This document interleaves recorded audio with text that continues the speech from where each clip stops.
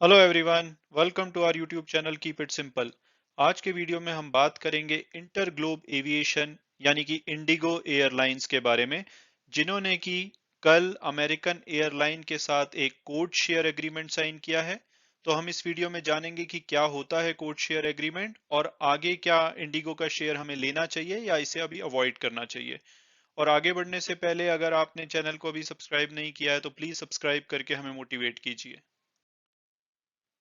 तो सबसे पहले अगर हम कंपनी ओवरव्यू की बात करें तो नंबर ऑफ पैसेंजर्स के हिसाब से इंडिगो भारत की सबसे बड़ी एयरलाइन है, जिसकी डोमेस्टिक और इंटरनेशनल रूट पे फ्लाइट्स चलती हैं।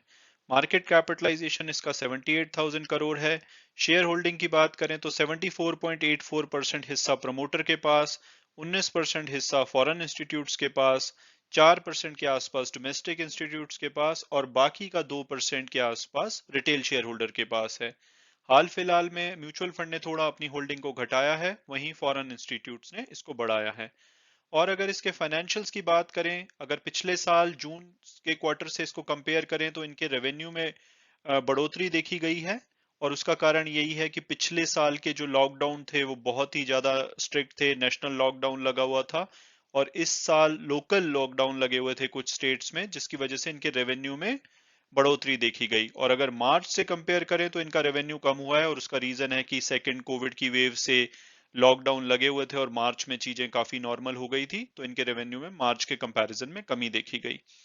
और अगर प्रॉफिट की बात करें तो ये 5 क्वार्टर से लॉस मेकिंग है, और अगर एनुअली बात करें तो 2020 और 2021 दोनों में इसने लॉस इनकर किया है। और अगर इसके लॉस को हम कंपेयर करें तो पिछले साल से रेवेन्यू बढ़ने के बाद भी इसका लॉस बढ़ा है, और उसका रीजन है कि फ्यूल कॉस्ट 854% इस पीरियड में बढ़ी है, जिसकी वजह से इनके एक्सपेंसेस बढ़ गए और लॉस बढ़ गया। और पिछले क्वार्टर से तो लॉस बढ़ना बनता ही है, क्योंकि इनके रेवेन्यू में भी कमी आई है। तो अब अगर हम लेटेस्ट न्यूज की बात करें तो अमेरिकन एयरलाइन ने इंडिगो के साथ एक one way code share agreement sign किया है, जिसके द्वारा अमेरिकन एयरलाइंस अपने पैसेंजर्स के लिए इंडिया में डोमेस्टिक ट्रैवल के लिए इंडिगो की सीट्स बेच पाएगी, इंडिगो की फ्लाइट की सीट्स बेच पाएगी।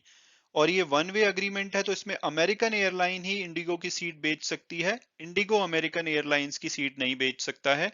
अगर ये टू वे अग्रीमेंट होता तो दोनों एयरलाइंस एक दूसरे की सीट बेच पाती। और अगर नेक्स्ट स्टेप की बात की जाए तो अब इन दोनों को यूएस और इंडियन गवर्नमेंट की अप्रूवल चाहिए होगी इस अग्रीमेंट के लिए। और अगर ये अप्रूवल मिल जाती है ये, तो ये अग्रीमेंट अक्टूबर से स्टार्ट हो जाएगा।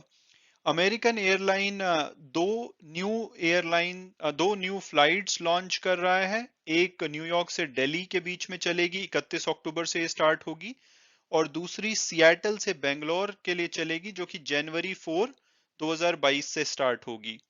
और इस अग्रीमेंट के आने के बाद अमेरिकन एयरलाइंस के जो पैसेंजर हैं वो जब दिल्ली और बेंगलोर में उतरेंगे, उसके बाद वो इंडिगो की टिकट बेच पाएंगे अगर वो आगे कहीं पे इंडिया में ट्रैवल करना चाहते हैं। तो अगर इंडिगो की बात की जाए तो इनके अभी तक टर्किश एयरलाइन के साथ two way code share agreement है, यानी कि दोनों एयरलाइंस एक दूसरे की टिकट बेच सकती हैं डोमेस्टिक ट्रैवल के लिए। और इनका कतर एयरवेज के साथ one way code share partnership है। और अगर इंडिगो की बात की जाए तो जैसे मैंने बताया कि ये लार्जेस्ट एयरलाइन है, अगर नंबर ऑफ पैसेंजर्स के हिसाब से देखा जाए, इनके पास 275 से भी ज्यादा प्लेन्स हैं, 1100 से ज्यादा ये डेली फ्लाइट्स चलाती हैं, और 70 डोमेस्टिक डेस्टिनेशन और 24 इंटरनेशनल डेस्टिनेशंस को ये कवर करती है। तो अब अगर हम बात करें कि भाई इंडिगो का शेयर लेना चाहिए या इसको अभी अवॉइड करना चाहिए, तो सबसे पहले पास्ट परफॉर्मेंस देखें तो इसने एक साल में 65% की रिटर्न दी है। और इसका रीजन यही है कि पिछले साल कोविड की वजह से इसका शेयर काफी गिरा था, तो इसका बेस कम था। लेकिन हैरानी की बात है कि इसने 3 साल में 147% की रिटर्न दी है, और इस बीच में कोविड आया जिसने कि एयरलाइन इंडस्ट्री को बुरी तरह इम्पैक्ट किया। और जो इसका शेयर प्राइस आजकल चल रहा है 2030 के आसपास, ये इसके प्री कोविड एरा की बात करें तो ये उस टाइम का जो इसका हाई प्राइस था वो 1900 से कम था, यानी कि life time high pre Covid time में 1900 से कम था। और आज की डेट में इसने 2300 का हाई टच किया है अभी पीछे, और अभी ये 2030 के आसपास चल रहा है। और इसमें एक वीक में ऑलमोस्ट 6.5% की गिरावट देखी गई है, क्योंकि फ्यूल प्राइस वगैरह बढ़े हैं। तो इवन कोविड आने के बाद, इंडस्ट्री इम्पैक्ट होने के बाद भी शेयर प्राइस ने बहुत ही अच्छी परफॉर्मेंस दी है।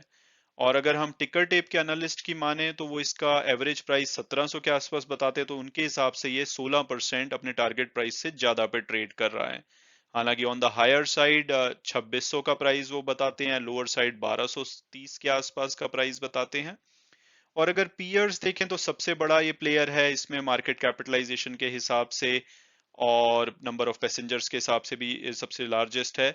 और पी रेशो और पीबी रेशो यहाँ पे ज्यादा सेंस नहीं बनाती, क्योंकि सारी कंपनीज इस टाइम पे लॉस में हैं। और अगर इंडिगो की बात की जाए तो पिछले 5 क्वार्टर से लॉस में है।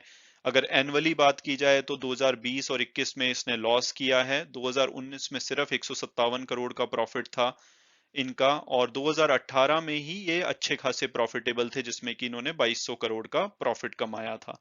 तो ये पिछले 3 साल से, जिसमें से कि कोविड के आने के बाद तो समझ आता है, बट इवन उससे पहले भी ये ज्यादा अच्छा नहीं कर रहे थे। और अगर प्रोज की बात की जाए कि प्रोज एंड कॉन्स कंपनी में क्या है, तो इनके डेली पैसेंजर काउंट इंप्रूव हो रहा है। इसके अलावा गवर्नमेंट ने जो अलाउएबल फ्लाइंग कैपेसिटी है उसको 85% कर दिया है 50% से, जो कि इनको फायदा देना चाहिए। इसके अलावा वैक्सीनेशन काउंट बढ़ रहा है, कोविड केसेस कंट्रोल में आ रहे हैं। पेंट अप ट्रैवल डिमांड यानी कि रिवेंज ट्रैवल जिसको बोल सकते हैं, कि लोग इस टाइम पे बहुत ही ज्यादा परेशान है और ट्रैवल करना चाहते हैं। और इसके अलावा इनका अगर मार्केट शेयर की भी बात की जाए तो ये 56% है टिल डेट इस साल में। और अगर पिछले साल से कंपेयर करें तो 2020 में 48% और 2021 में वो 55% था, तो वहां पे इन्होंने अच्छा किया है। लेकिन अगर इनकी चिंता की बातें कॉन्स देखे जाएं तो एक तो फ्यूल कॉस्ट बहुत ज्यादा बढ़ रही है, जिससे कि इनके एक्सपेंसेस बढ़ रहे हैं। दूसरा, इंटरनेशनल ट्रैवल को भारत ने फिर से 31 अक्टूबर तक फ्लाइट्स बैन कर दी हैं, तो ये इंटरनेशनल ट्रैवल पे अभी कोई क्लैरिटी नहीं है। ये एक ऐसा सेगमेंट है जहां पे बहुत सारे नए प्लेयर घुस रहे हैं, जिससे कि कंपटीशन बढ़ेगा। इसके अलावा इनका जो सबसे ज्यादा हाईएस्ट प्राइस वाला सेगमेंट था कॉर्पोरेट ट्रैवल, वहां पे अभी भी लोगों ने उतना ट्रैवल शुरू नहीं किया। इंटरनेशनल ट्रैवल तो ऑलमोस्ट जीरो है या बहुत कम है, और डोमेस्टिक ट्रैवल भी काफी कम है। यहाँ पे इनके मार्जिन अच्छे होते थे। और उसके बाद अगर लेजर ट्रैवल की भी बात की जाए तो इनके जो हाई प्राइजेस हैं इस टाइम पे टिकट के, वो एक टाइम के बाद लोगों को आई थिंक मजबूर कर सकते हैं कि वो रेल या रोड ट्रांसपोर्ट को ऑप्ट करें इंस्टेड ऑफ एयर ट्रैवल।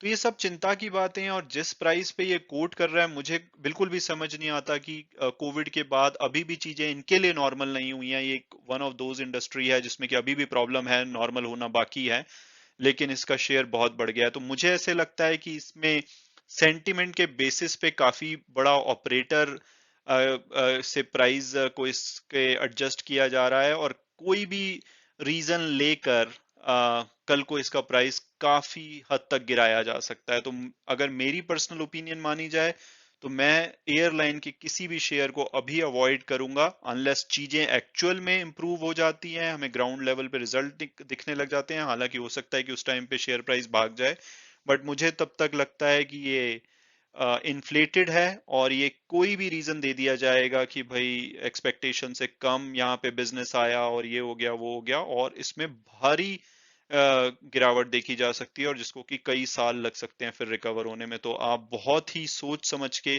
किसी भी एयरलाइन के शेयर में पैसा लगाइए, ये मेरी पर्सनल ओपिनियन है। अगेन, आप अगर इसमें इन्वेस्ट करना चाहते हैं तो आप अपनी फर्दर रिसर्च के बेसिस पे कर सकते हैं, या फाइनेंशियल एडवाइजर से बात करके आप करिए अगर आपको अच्छा लगता है ये सेगमेंट। ये एक मेरा छोटा सा एनालिसिस था, होपफुली आपको अच्छा लगा होगा। Thanks so much for watching the video and God bless you all.